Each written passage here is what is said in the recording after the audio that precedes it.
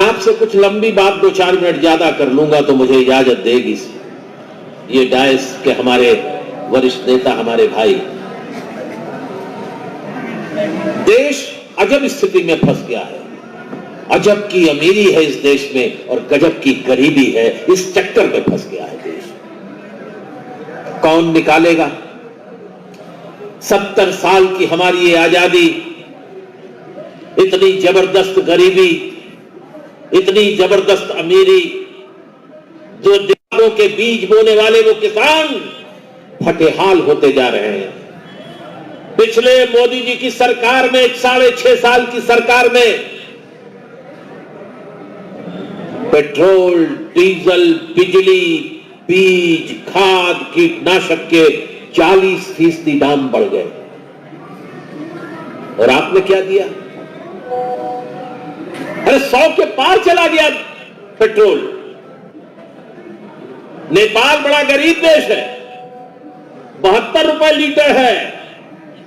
अभी मनमोहन सिंह जी का जिक्र किया गया। जब मनमोहन सिंह जी की सरकार थी, दुनिया में कच्चे तेल का दाम $140 पर बैरल था और तब भारत में पेट्रोल बिकता था 68 रुपए, 70 रुपए, 72 रुपए। डीजल बिकता था 64 रुपए, 65 रुपए, 66 रुपए। 2 रुपए डीजल थे, पेट्रोल के दाम बढ़ गए थे। अटल बिहारी वाजपेयी जी संसद के सत्र में बैलगाड़ी पर चढ़ के गए थे कि पेट्रोल के दाम बढ़ गए। रात भर ने सुषमा स्वराज जी संसद के सामने नाची थी प्रदर्शन करते हुए। आज कहां है वो लोग? नरेंद्र मोदी मुख्यमंत्री थे, कह रहे थे जो सरकार पेट्रोल और डीजल के दाम बढ़ा के किसानों की जिंदगी और साधारण आदमी की जिंदगी को नरक कर दे, उस सरकार को बदल देना चाहिए। और आज अगर 100 रुपए लीटर पेट्रोल है तो इस सरकार को बदलने की जरूरत नहीं है, जमीन में खोद कर गाड़ देने की जरूरत है। कौन बोलेगा? मैं हूं वो आदमी। जिस स्वामीनाथन कमीशन की आप बात कर रहे हैं ना, आर्किमिडीज का सिद्धांत लिखा गया, न्यूटन का सिद्धांत लिखा गया। मैंने भी स्वामीनाथन कमीशन में एक फार्मूला लगा दिया, C2+50। ये अतुल कुमार अंजान का फार्मूला है, MSP C2+50। मैं अकेला सदस्य था उस कमीशन में, किसानों की तरफ से, ऑल इंडिया किसान सभा की तरफ से सारे किसानों का प्रतिनिधित्व कर रहा था। मेरे दिल में कौन क्या है इससे कोई मतलब नहीं है, उसकी जात क्या है, उसकी बिरादरी क्या है, उसका रंग क्या है, उसका रूप क्या है, उसका धर्म क्या है, इससे कोई मतलब नहीं। अगर भारत माता की खेतों पर वो खेत मजदूर और छोटा किसान बड़ा किसान है तो हमारे लिए पूज्य है, वंदनीय है, उसके सामने हमें सर झुकाना है। इस सोच के साथ हम स्वामीनाथन कमीशन में काम कर रहे थे, जिसमें रिजर्व बैंक के गवर्नर भी थे, नाबार्ड के गवर्नर भी थे, 12 राष्ट्रीयकृत बैंकों के नेशनलाइज बैंक के CMD भी थे, जिसके अंदर Indian institute of agriculture research के डायरेक्टर, बड़े बड़े किसान वैज्ञानिक थे उसके अंदर। डॉक्टर स्वामीनाथन दुनिया का, भारत में हरित क्रांति का जनक डॉक्टर स्वामीनाथन और डॉक्टर बोरोलॉग थे, जिन्होंने ये धरती को नए तरीके से, वरना हम PL 480 का 45 पैसे फी किलो अमेरिका से गेहूं खाते थे। जिस गेहूं का सत निकालकर वहां के घोड़े मजबूत होते थे, उसका बाकी बचा हुआ खा करके भारत में हम कुछ जिंदा रहते थे। आज पंजाब के, हरियाणा के, पश्चिमी उत्तर प्रदेश के किसानों ने हरित क्रांति करके हिंदुस्तान को खाद्यान्न के मामले में आत्मनिर्भर ही नहीं किया, बल्कि अब हम कुछ विदेशों में भी भेजने लगे।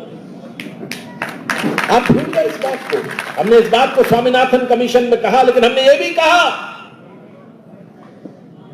कि किसानों को, ये खेती किसानी से नौजवान भाग रहे हैं, इसे खेती किसानी की तरफ लाओ। ये जो नौजवान देश छोड़कर भाग रहे हैं, उनको खेती किसानी में जोड़ने के लिए खेती किसानी को अत्यंत लाभकारी बनाओ। इसलिए हमने वहां नारा दिया था, आज लड़ाई हमारी न्यूनतम समर्थन मूल्य की है, लेकिन MSP में हमारे नाम से एक लाग है कि आज हम MSP की बात कर रहे हैं, लेकिन कल कल हम रिन्यूएबल प्राइसेस की बात करेंगे, आज हम न्यूनतम समर्थन मूल्य की बात कर रहे हैं, कल हमारी लड़ाई किसानों के उत्पादन के लाभकारी मूल्य की होगी। ये बात भी स्वामीनाथन कमीशन में लिखी हुई है। बहुत सी बातें, महिलाओं को कैसे खेती में, जो महिलाओं का बड़ा योगदान है खेती किसानी में, हम शायद उसको किनारे कर देते हैं। हमने उसमें पहले बार लिखा था 32 पेज का एक इतिहास कि किसान कौन, जो भूमिधर है, जिसके पास भूमि है वही किसान है। नहीं, मैंने उस बात को लिख करके संसद में राष्ट्रीय किसान आयोग की तरफ से भेजा था, जिसमें हमने लिखा था जो खेती करता है, भूमिहीन है, वो भी किसान है। जो कुक्कुट पालन करता है, जो मुर्गा मुर्गी पालता है, वो भी किसान है। जो मत्स्य पालन करता है, जो मछली पालता है, वो भी किसान है। जो बी कीपिंग करता है, जो मधुमक्खी पालता है, वो भी किसान है। जो गौ पालन और पशुपालन करता है, वो भी किसान है। वो 32 पेज का वो हमने किसानों की नई परिभाषा संसद में रखी थी 2008 में, और वो संसद में, मैं संसद का सदस्य नहीं रहा, लेकिन वो पास हो गया सर्वसम्मत से। और उस समय नेता विपक्ष सुषमा स्वराज जी ने कहा था कि अतुल अंजान जी यहां तो मौजूद नहीं है संसद में, लेकिन उनको हम अपनी तरफ से शुभकामना देते हैं। इतना सुंदर लिखा उन्होंने। और फिर रिजर्व बैंक ने एक प्रस्ताव पारित किया, सारे बैंकों को भेजा कि आज के बाद से देश का खेत मजदूर, देश का पशुपालक, देश का मत्स्य पालक अगर बैंक में लोन लेने जाएगा तो उसे किसान की तरह ही लोन मिलेगा है। ये था स्वामीनाथन कमीशन की रिपोर्ट का कुछ हिस्सा।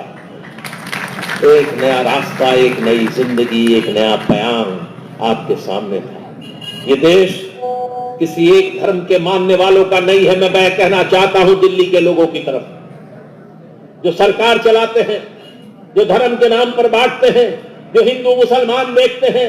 एक जमाना था हिंदू और सुख की बात कुछ लोग करते थे, आज उससे भी बड़ी बात उन्हीं लोगों ने, वो भी वही कर रहे थे, उन्हीं लोगों ने यहाँ हिंदू सिख का सवाल खड़ा किया। मैं आपसे कहना चाहता हूं घबराने की जरूरत नहीं। हमारे जैसे लोग आपके साथ इस देश के अंदर करोड़ों करोड़ खड़े हैं, जो इस तरह की फिरकावारियत की बातों को मसल देने के लिए तैयार खड़े हैं। आपने रास्ता दिखा दिया।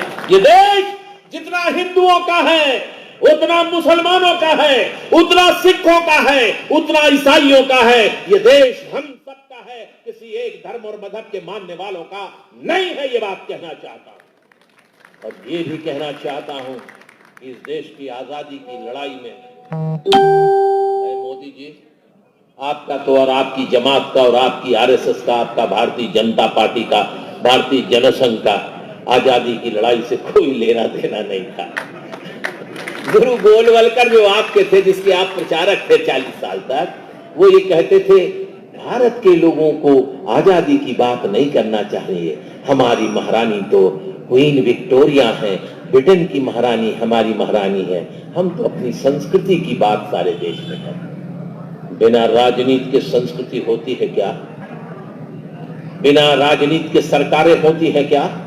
सरकार तय करती है कि गेहूं का दाम क्या होगा, सरकार तय करती है कि डीजल का दाम क्या होगा, सरकार तय करती है कि खाद का दाम क्या होगा, सरकार तय करती है स्कूल कितने खोले जाएंगे, सरकार तय करती है दवाई का दाम क्या होगा, सरकार तय करती है कितने अस्पताल खोले जाएंगे, सरकार तय करती है कि कितने लड़के और लड़कियों के हॉस्टल खोले जाएंगे और उन हॉस्टलों के अंदर फीस क्या होगी, और बच्चे और बच्चियों के खाना, एक वक्त का खाना, रोटी की ताकत और दाम जब सरकार तय करती है और सरकार बनती है हमारे आपके वोट से, तो वोट को हिसाब से रखो और सरकारों को बदलने का काम हमारी वोट से होगा। इसलिए वोट की ताकत और जनतंत्र की ताकत बहुत बड़ी है, इसे मजबूत बनाना है। और पंजाब के लोगों ने कल दिखा दिया। बहुत लोग, मैं तो आप जानते हैं, आप लोग कम शायद हिंदी की टीवी डिबेट देखते होंगे, मैं तो आज आपके बीच में बहुत देर से आया। मैं 2.5 महीने तक लड़ाई लड़ रहा था जिंदगी और मौत की। मैं कोरोना से पीड़ित था, लखनऊ में था, डॉक्टरों ने कह दिया 3रे स्टेज का कोरोना था, कोई गुंजाइश नहीं। मैं मौत के जबड़े से अपनी साहस और आपके आशीर्वाद से आपके बीच में हूं और आपके बीच में इस लड़ाई में जितने दिन होगा शामिल रहूंगा। आगे फिर उसकी मर्जी हो, जैसा क्या हो वैसा। लेकिन मैं आपसे कहूं, मोदी जी, आजादी की लड़ाई में 83 लोगों को अंग्रेजों ने फांसी के तख्ते पर चढ़ाया था और उन 83 लोगों में 74 लोग अगर किसी एक धर्म और संप्रदाय के थे तो वो सिख समुदाय के थे। ये भूल गए थे, तुम भूल गए उस कूका विद्रोह को, तुम भूल गए गदरी बाबाओं को और गदर पार्टी को। अमेरिका में आज कहते हो कनाडा से पैसा आ रहा है, इंग्लैंड से, ऑस्ट्रेलिया से, अमेरिका से इस आंदोलन को पैसा आ रहा है। हम जानते हैं आप आजादी की लड़ाई का अनुभव नहीं समझते, उसके दर्द को नहीं समझते। इसीलिए जोश मलिहाबादी ने जवाहरलाल नेहरू को लिखा था, जब डॉक्टर स्वामी क्या नाम मुखर्जी, श्यामा चरण मुखर्जी को, श्यामा प्रसाद मुखर्जी को केंद्रीय मंत्रिमंडल में बधा दिया मंत्री जवाहरलाल नेहरू ने। तो जवाहरलाल नेहरू के एक बहुत बड़े दोस्त थे, उर्दू के बहुत शायर थे। पुराने लोग उर्दू ज्यादा जानते हैं, अब यहां नए लोग कम पढ़ते हैं। जोश मलिहाबादी करीब 10 साल 12 साल वो अंग्रेजों की जेल में रहे। तो उन्होंने कहा कि जो लोग इंग्लैंड की महारानी के झंडे को सलाम करते थे, रातों रात वो राजा और रानी आज कांग्रेस पार्टी में आ गए। उनको आपने कुछ को मंत्रिमंडल में भी ले लिया। तब जवाहरलाल नेहरू को एक लंबी चिट्ठी लिखकर आखिर में एक शेर लिखा उन्होंने कि शैतान एक रात में इंसान बन गए और जितने नमक हराम थे सब कप्तान बन गए। ये हाल है इस देश के अंदर। ये कूका विद्रोह पैसा कहते हो, 400 लोग अमेरिका से, कनाडा से, यही पंजाब के लोग भारत की आजादी के लिए हाथ में हथियार लेकर कामागाटा मारू के जहाज में चले थे। 200 लोग रास्ते में मार दिए गए ब्रिटिश साम्राज्य के द्वारा। 200 लोग यहां आए थे, आजादी की लड़ाई में हमारे भारत के लोगों को उन्होंने जत्थेबंद किया। और उनमें से कौन है, कौन भूल जाता। मैं जिस तंजीम का महामंत्री हूं, उसके बड़े भारी आजादी की लड़ाई के गदरी पार्टी के अध्यक्ष, अखिल भारतीय किसान सभा के अध्यक्ष थे, यही अमृतसर के बाबा सोहन सिंह भखना। आप बोलते हैं, याद करता हूं, प्रणाम करता हूं। बाबा संतोख सिंह को याद करता हूं। आखिरी गदरी थे साथी चैन सिंह चैन, अभी 5-7 साल पहले 105 साल की उम्र में मरे गदर पार्टी के थे। बाबा पृथ्वी सिंह आजाद, बाबा तेजा सिंह स्वतंत्र, बाबा सोहन सिंह जोश, उन सबको याद करता हूं और याद करके उनको प्रणाम करता हूं। और मैं उन लोगों में हूं कि मैं उनको भूल नहीं सकता। भले विचार अलग हो, सोच अलग हो, लेकिन उनको याद करना चाहिए। खेती किसानी के लिए उन्होंने अपनी जिंदगी दी। मोदी जी,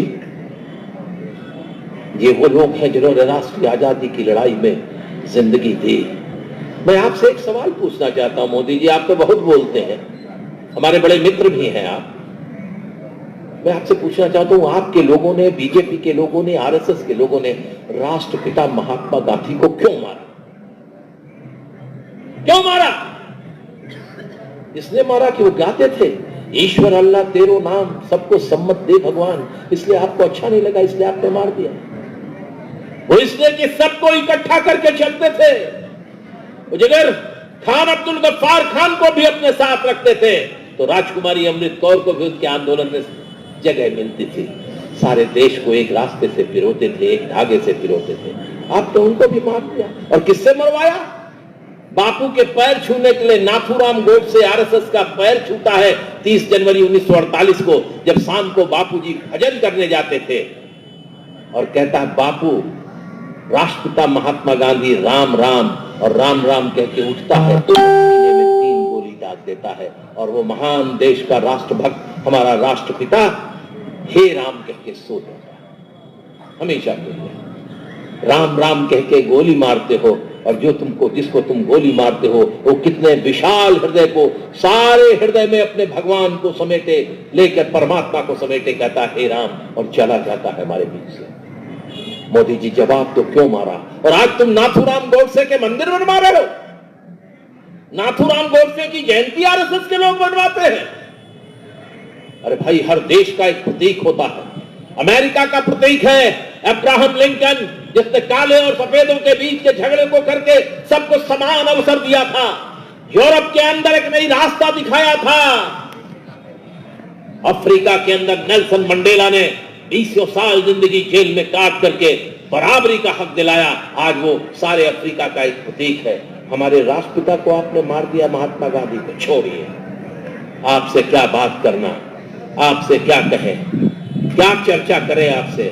बड़ी बड़ी बातों के चक्कर में छोटी भी गई और पतलून की चाहत में लंगोटी भी गई। ये है आपने कहा था ना 2014 में कि अगर मैं सरकार में आया, प्रधानमंत्री बना, 400 मीटिंगों की में 247 मीटिंगों में उन्होंने कहा था पहला दस्तखत करूंगा, स्वामीनाथन कमीशन की रिपोर्ट को लागू करूंगा। नहीं किया आपने। आज हमारा जल नभ सब खतरे में है, जमीन खतरे में है।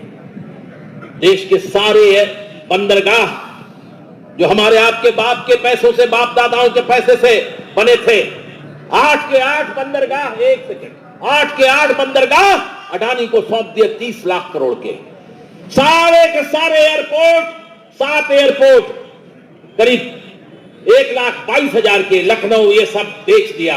वो भी बंबई का अडानी के हाथ दे दिया। सारा टेरिटोरियल वेट अंबानी के हाथ भेज दिया।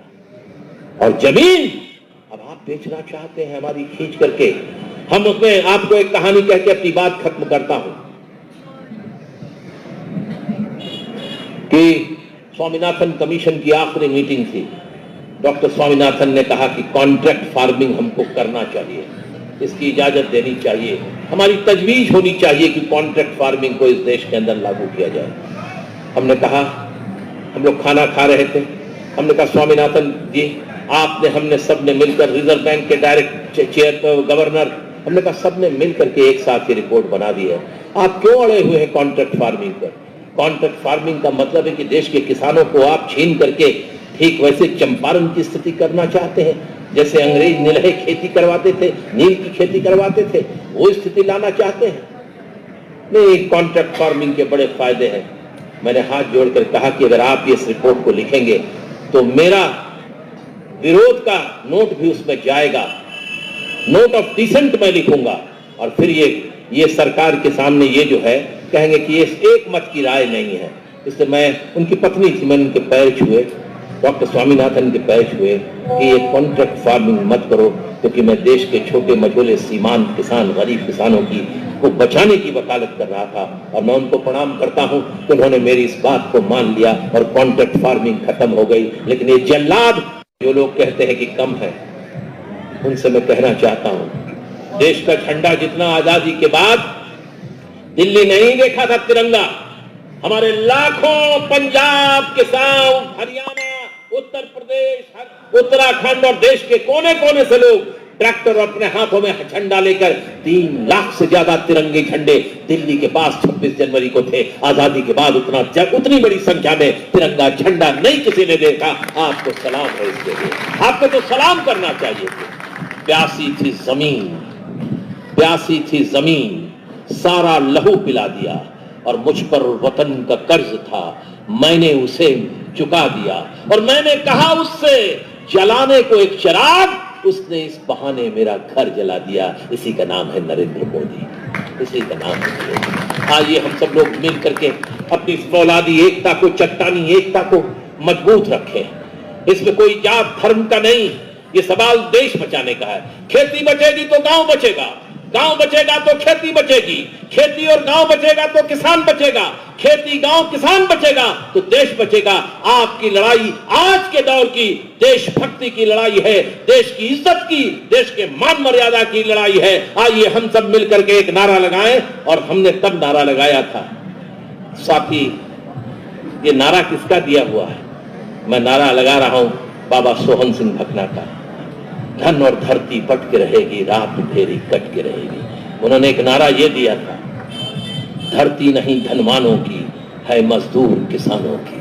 आज मैं वही नारा लगाकर और उनको याद करके अपने शहीदों को, जो हमारे 300 शहीद इस किसान आंदोलन में जिन्होंने शहादत दी, उनको याद करते हुए, ये आंदोलन से पंजाब हरियाणा का जितने लोग आप यहां बैठे ना, उससे ज्यादा 25 लाख लोग देश के तमाम कोने में बैठे हैं, रोज आंदोलन करते हैं, प्रदर्शन करते हैं। उत्तर प्रदेश में कल कम से कम 1000 लोग जेल में भेज दिए गए रास्ता वो ट्रेन रोको के चक्कर में। तो इसलिए जरा नारा लगाइए, धरती नहीं धनवानों की है मजदूर किसानों को, जो धरती को जोते बोए धरती का वो मालिक हो। धरती नहीं धनवानों की है मजदूर किसानों है की। मजदूर किसानों की, धरती नहीं धनवानों की, जो धरती को जोते बोए वो धरती का मालिक होए, जो धरती को जोते बोए वो धरती का मालिक इन शब्दों के साथ मैं अपनी बात खत्म करता हूं। आप सभी को, आप सभी के परिवार को, आपके सब बच्चों को, मां बहनों को मैं अखिल भारतीय किसान सभा की तरफ से हार्दिक क्रांतिकारी अभिवादन पेश करता हूं, आपको प्रणाम करता हूं। जय हिंद।